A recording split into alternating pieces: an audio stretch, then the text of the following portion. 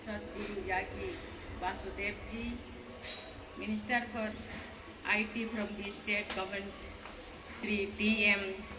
Tangara, distinguished guests, ladies and gentlemen. Om Namo Shivaya. Om Namo Shivaya.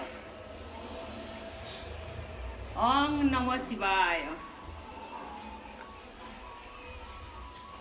I bow to all that is Shiva, which means Shubha, all that is auspicious, gracious, benevolent in this universe. I feel especially blessed today. Earlier in the day, I had the good fortune of having the son of Meenakshi Amma. I prayed before the Mother Goddess for the well-being of all. I feel blessed to be here on the holy occasion of Mahashivaratri in the presence of Adi Yogi. I am sure you too, like me, are feeling the special vibrations of this ambience. We are sensing a form of energy flowing through us that makes the whole cosmos alive. I was only last week, that was I in Varanasi, the first of all, the abodes of Shiva. And I had a darshan of various manifestations of the god. In the Kashi Vishwanath temple and in the Kal Bhairavi temple, in the end of December, I had the good fortune of praying before Mallikarjun Swami at Sri Sailam. And now I am here in the foothills of Veliangiri Hills, which is the Dakhin Kailash, another award of Swayambhu Lord Shiva. We refer to Lord Shiva as Father, as Shiv Baba, yet he also appears in the form of Adi Narishwar, half male and half female. It points to the masculine and feminine sides of every human being and is an expression of the ideal of balancing the two, what we call gender balance today, comes alive so beautifully in that image. Sometimes I wonder if Shiva is the sum total of all our religion, feelings, and spiritual thinking. Consider the various paths to the ultimate realization and liberation, which can also be called mukti, moksha, or nirvana. Various traditions around the world speak of the path of devotion of bhakti, the path of wisdom, of jnana, the path of yoga, and so on. And Lord Shiva is the only one who is perceived to be the guiding light on any of these paths. Whether a seeker is a devotee of a person god or a jnani seeking the absolute or a yogi striving for the spiritual union, taking refuge in Lord Shiva is sure to lead to the objective. In the same way, Lord Shiva is a deity for all, as he appears in his various manifestations, matching each of us. He is a householder, a family man, like most of us, but he is also a sannyasi who has renounced everything and dwells in cremation grounds of 8 of mountains. He is the first yogi, the Adi Yogi, and he is also the first jnani, who, for example, is said to have inspiration Panini's grammar system, one of the tallest intellectual achievements of humankind. Lord Shiva, as the name implies, is a benevolent deity, and yet in countless myths he is also depicted the ultimate fearsome deity, is revealed in another name for him, Rudra. This might be why both Lord Rama and Ravana worshipped him. This is why he is the symbol of both kinds of energies, creative and destructive.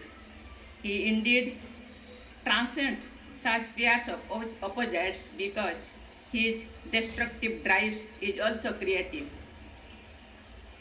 leading to the regeneration and rejuvenation of the cosmos. It is this aspect of Shiva's personality that comes alive in the Tandav dance, which he also performed on the hill not far from here. What can we mortal do before a god like this but to be in awe and bow down in worship? That is what I meant when I began this address with the mantra Om Namah Shivaya. Adi Shankaracharya wanted us to know and realize the eternal Shiva within all of us. He says in his melodious Nirmana Shastakam, No me mutta sanka, no me jatir bhedo, pita neva, meneva mata na janma, no bandhur, no mitram, guruneva, sishyaha, chidananda rupam, shivaham, shivaham. It means I have no fear of death, no caste or creed.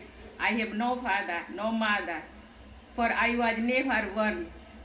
I am not a relatives, nor a friend, nor a teacher or a student. I am the form of consciousness and bliss. I am the eternal Shiva. To the non-believers, all of this may sound like a matter of belief and myth. However, it is astounding that modern science has also begun to unravel some of the secrets of Shiva. In the early 20th century, as physics broke new ground and scientists made images of the movement of subatomic particles, they found tracking lines very similar to the movement of a dancing Shiva, a Nataraj as depicted in traditional sculptures. What I am stating is, of course, a well-known theory. It shows that the ancient seers, in their deep meditation, perceived the true reality of the universe and expressed it their own language and symbols. Lord Shiva symbolizes nothing but that absolute. That is why many learned non-believers too remain astonished by Lord Shiva. Ram Manohar Lohia, a staunch socialist, was an agnostic too, but he understood that supreme phenomenon called Lord Shiva very well. In an essay titled Ram and Krishna and Shiva, he wrote in 1956, while Rama and Krishna led human lives, Shiva was without birth and is without end. Like God, he is infinite. But unlike God, his life consists of events in time and many landmarks, and he is therefore more non-dimensional than God. He is perhaps the only non-dimensional myth or concept known to men. There is certainly none other than that can reach him in this respect uncut. Fellow seekers, today is Mahashivaratri, which in most parts of India marks the end of winter and beginning of sunny days. Mahashivaratri thus also marks the end of darkness, the darkness of ignorance, and opens the path of enlightenment. For those in search of higher ideals of life, today is an especially significant occasion. We also happen to be in the presence of a renowned Rishi of modern times, Sadhguruji. who has done more than the best to propagate the teachings of our past masters in all corners of the world. Countless people, especially young from India and abroad, have found in him the inspiration to make spiritual progress. Moreover, Sadhguruji has been teaching us about our social responsibility too, through his words as well as action. Today, the world demands a stone in strife as ever, but it is also facing an unprecedented ecological crisis. The need for a balanced and compassionate life in harmony with Mother Nature and all its dear children was never felt so pressing as it does today. May this Mahashivaratri dispel darkness inside us and lead us all to more fulfilling and flourishing life. I wish we happy fun journey on this path as this saying goes. Sivaste Panthano Hosantu. May the spiritual light of Mahashivaratri brighten our paths every single day in our lives. Thank you. Namaskar. Om Namah Shivaya. Jai Hind.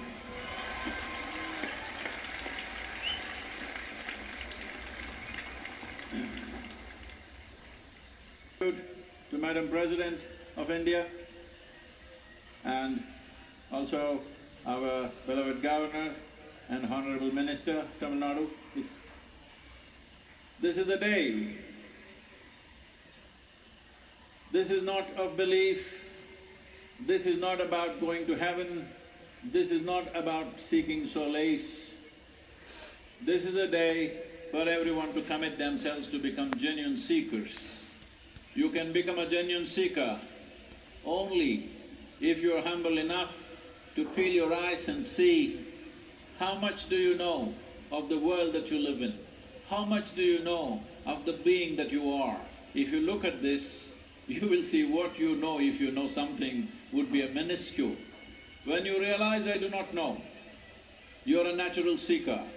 This has been the culture of this nation, of this land, where we have always been a land of seekers.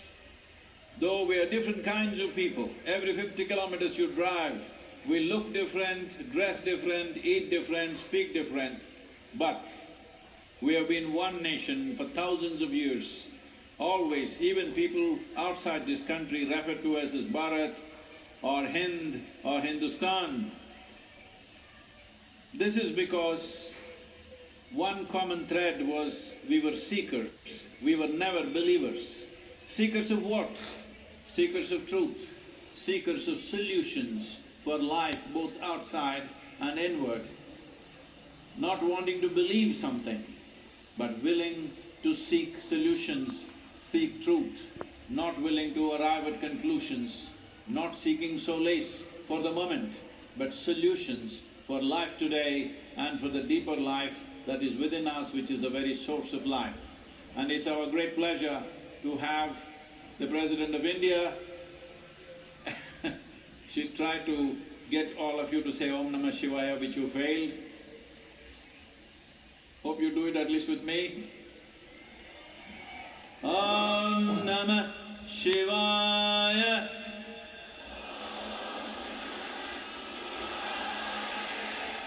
Om Namah Shivaya.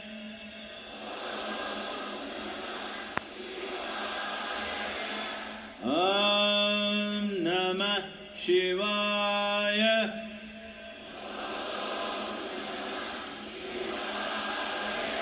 These 5 syllables of this mantra represent the 5 elements. Not only that, this is a fantastic geometry of sounds. If one learns to use this, it will unhinge you from all those things which keep you hanging in life. All those things that you're swinging from, it'll unhinge you from all that to go on a straight path towards inner development, towards a blissful existence, not of ups and downs, but always soaked in bliss, so that the process of life is never burdensome in your experience. Especially at a time like this, which Madam President also referred to, when the world is looking at situations where across the world, even the World Health Organization is talking about a mental health pandemic. It's manifesting in so many different ways.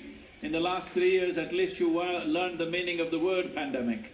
That means in this crowd, if there are 100 people who got some problem, by tomorrow morning everybody will have it. That is a pandemic. But we are talking about a mental health pandemic. That means if there are 100 people with some problem like that, in certain period of time, everybody will get it. That's what it means. Because subjectivity of human beings are very connected. We are not separate existence. So when at a time like this, instead of bringing sciences which will help to settle the subjectivity of a human being, we are moving towards alcohol and drugs and things like this. This is very important. At a time like this Mahayoga Yagna that our President lit today is very important, because in the next 24 months we are committed to bring a simple form of yoga at least to 2 billion people on the planet. This needs to happen for the well-being of humanity.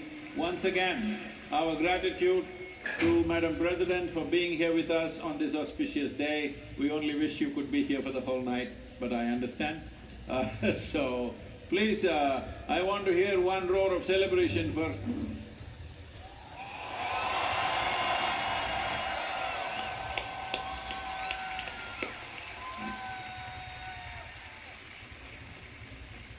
Ladies and gentlemen, please rise and remain standing now for the national anthem.